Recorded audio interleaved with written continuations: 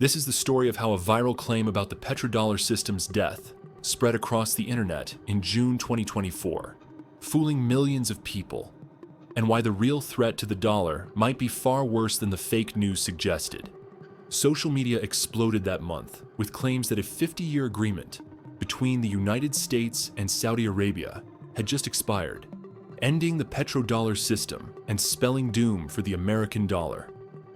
Google searches for petrodollar hit the highest level on record dating back to 2004, which tells you how far the panic spread. But here's the twist you probably didn't see coming. That viral claim turned out to be completely false. No 50-year agreement ever existed. No formal treaty expired. And yet buried beneath all that misinformation lies a troubling truth that should worry every American watching this video. Before we dive in, if you enjoy content about economic history and financial systems, hit that subscribe button because it helps the channel grow and I truly appreciate your support. Understanding what's actually happening to the dollar requires going back to 1971, specifically to August 15th, when President Richard Nixon interrupted the television Western Bonanza to make a shocking announcement. America would no longer convert dollars to gold at $35 per ounce, a move that became known as the Nixon shock and ended the Bretton Woods system that had governed global finance since 1944. U.S. gold reserves had fallen by that point to roughly 10,000 metric tons, less than half their peak, while 4 times as many dollars were in circulation as there was gold to back them. France had already sent a battleship to New York to retrieve French gold deposits, and Britain requested $3 billion in gold be moved just days before Nixon's announcement went public. Suddenly, the dollar was floating free, backed by nothing but faith in the U.S. government. And that's when the crisis hit that would reshape everything.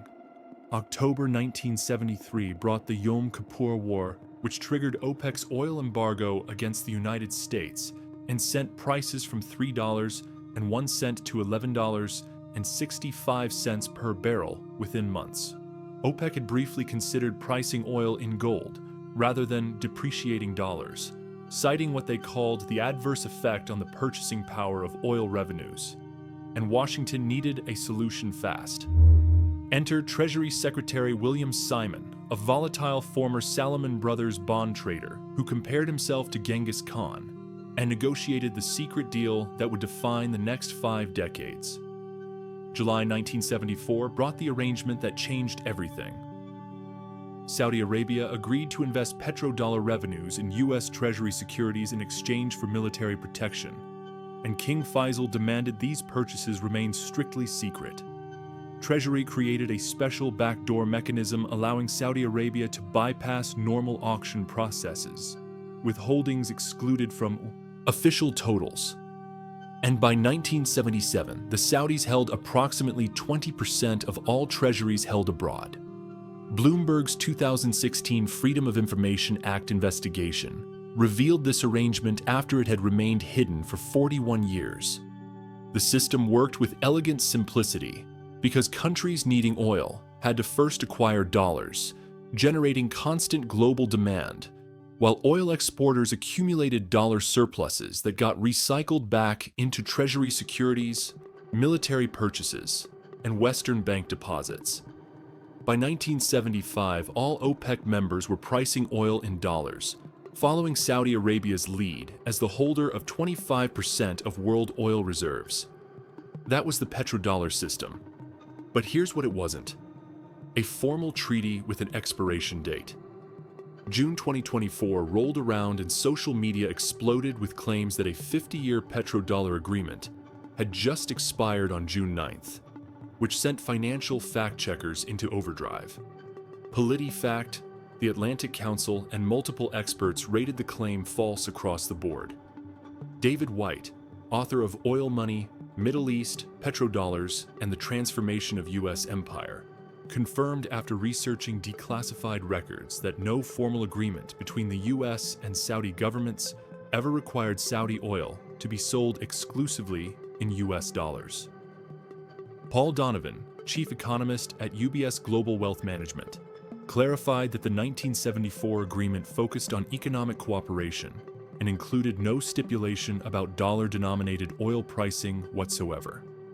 Bloomberg's Javier Blas didn't mince words, calling the claim completely false and nonsense on stilts pushed by a combination of crypto speculators, gold bugs, conspiracy theorists, and above all, lots of Russian bots on social media. Chinese social media platforms spawned the misinformation around June 15, 2024, and cryptocurrency enthusiast communities spread it like wildfire from there. But dismissing this as pure fiction misses the bigger picture because real developments were unfolding in June 2024 even as the fake treaty claims circulated. Saudi Arabia joined mBridge, a central bank digital currency project for cross-border payments, while the finance minister had stated back in January 2023 at Davos that Riyadh stood open to accepting other currencies for oil. Saudi Arabia was moving closer to BRICS, the bloc actively working to reduce dollar dependence across multiple continents. The viral hoax succeeded because it tapped into genuine anxiety about changes already underway.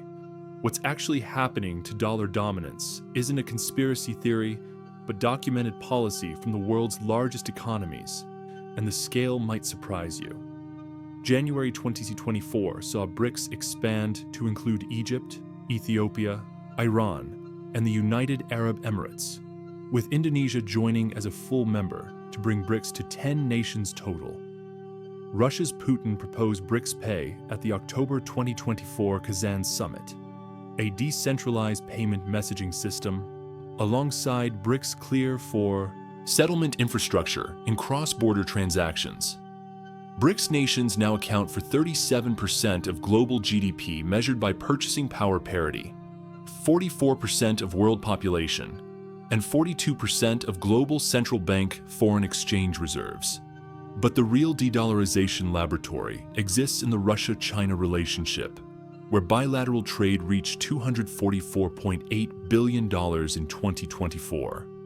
Local currency settlement in yuan and rubles has risen to between 90 and 99% of this trade, up from just 25% before Western sanctions hit.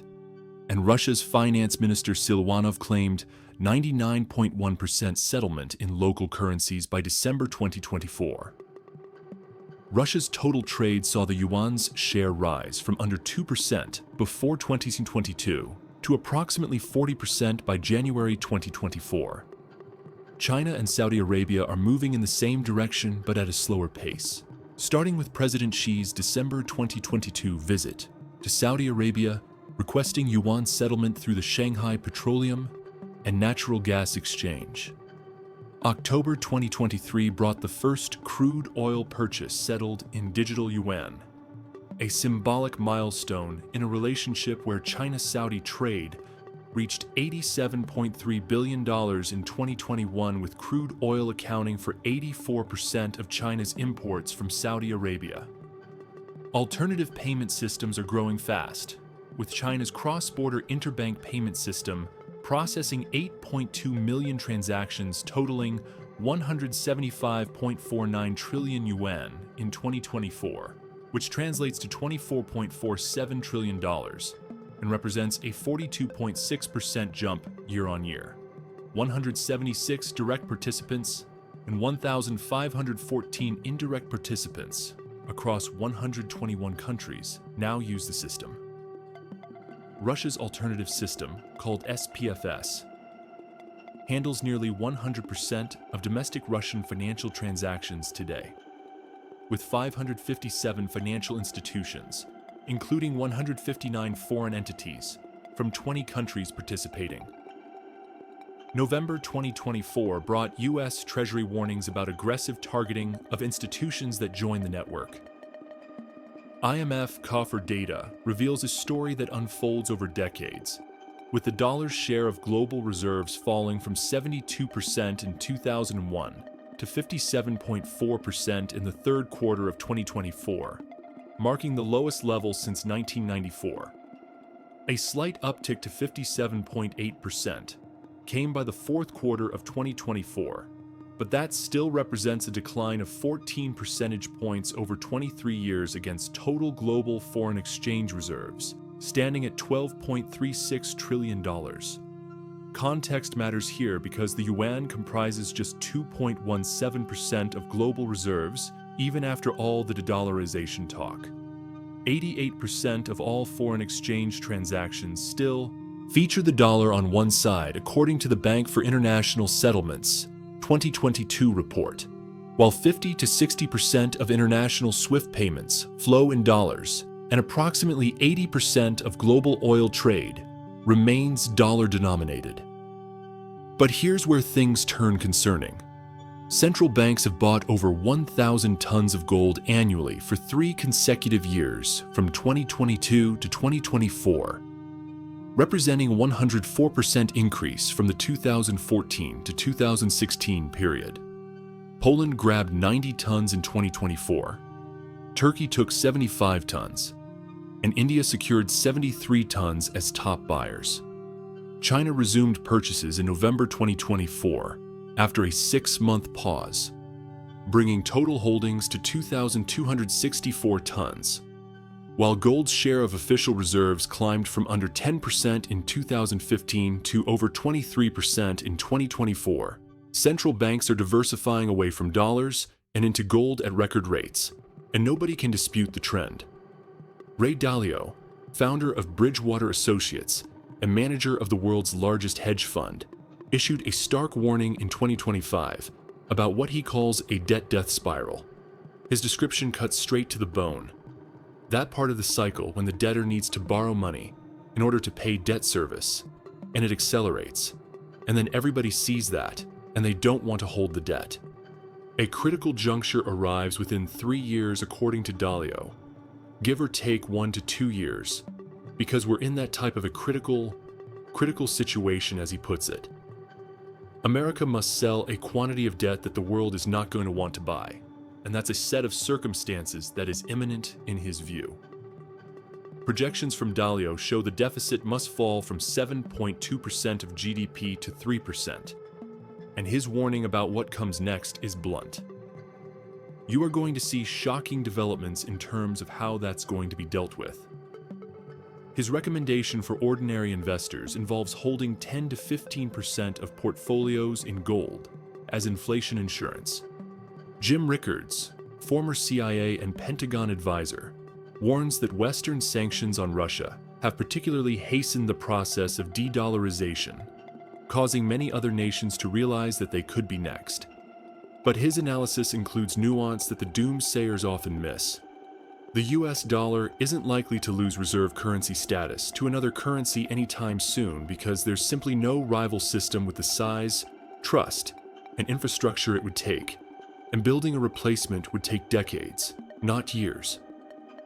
Financial analyst Frank Giustra outlined the hyperinflation mechanism that keeps economists awake at night in terms anyone can understand. America runs out of foreign treasury buyers, which forces the Federal Reserve to become buyer of last resort through money printing. And this scares away remaining buyers and requires higher interest rates. More printing to suppress rates creates what Giustra calls a vicious and an uncontrollable cycle. And once the spiral becomes evident, panic will set in. And that's when hyperinflation will come into play. Britain's experience offers a window into what losing reserve currency status actually looks like in practice. The 1920s saw the British pound worth $5 and serving as the world's reserve currency, accounting for 81% of reserves in 1945. But by 1976, Britain required an IMF bailout, with sterling's share fallen to approximately 5% of global reserves. Gresham College summarized the transition with brutal clarity. Gaining reserve currency status is heaven as you write checks and no one cashes them. But losing reserve currency status is hell as everyone starts to cash all the checks you ever wrote back in time.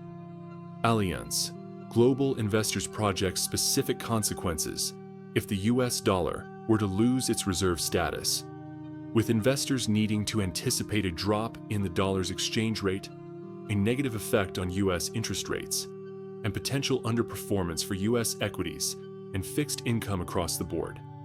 Mises Institute adds another layer. A world less awash in dollars will mean a world with less demand for U.S. assets, such as U.S. government debt, which translates to higher interest rates for the U.S. government and less of an ability to finance the welfare warfare state. Here's the uncomfortable reality that ties everything together. Federal debt, exceeding $37 trillion, sits on America's books with a debt-to-GDP ratio of 124%. Foreign buyers stopping their treasury purchases forces interest rates to rise dramatically to attract domestic buyers. But higher rates increase debt service costs and require more borrowing, which demands even higher rates to find buyers. That's the death spiral. Dalio warns about playing out in real time. Coming back to where we started, the viral claim that the petrodollar system died in June 2024 was false because there was no formal treaty, no expiration date, no sudden collapse to speak of. Organic economic incentives and informal arrangements starting in 1974 created the petrodollar system, and it was never codified in any contract that could expire. But the misinformation went viral because it resonated with a deeper truth about the dollar's dominance eroding, not collapsing overnight, but declining steadily year after year. 14 percentage points of reserve share have vanished over 23 years. BRICS nations representing nearly 40% of global GDP are building alternative systems piece by piece. Central banks are buying gold at record rates nobody has seen before. And billionaire investors with decades of experience are warning that America faces a debt crisis within 3 years. Credible analysts agree that dollar dominance faces long-term erosion risks rather than imminent collapse, with any transition likely following the British pound's trajectory of managed decline spanning decades instead of a sudden crash. July 2025 brought the Federal Reserve's report concluding that across many measures, the dollar's dominance in international finance has changed little. But here's the question that should concern every American. What happens when the rest of the world decides they'd rather hold something other than promises from a government running 7% budget deficits with $37 trillion in debt? An expiring treaty didn't kill the petrodollar system in June 2024, but it's being slowly dismantled by economic reality through one bilateral trade agreement at a time, one central bank gold purchase at a time, one BRICS summit at a time. The viral hoax got the date wrong, but the direction of travel might be uncomfortably accurate. Thanks for watching. If this video gave you a new perspective on the dollar's future, I'd appreciate a like and subscribe. And let me know in the comments whether you think the dollar will still be the world's reserve currency in 20 years. I'll see you in the next one.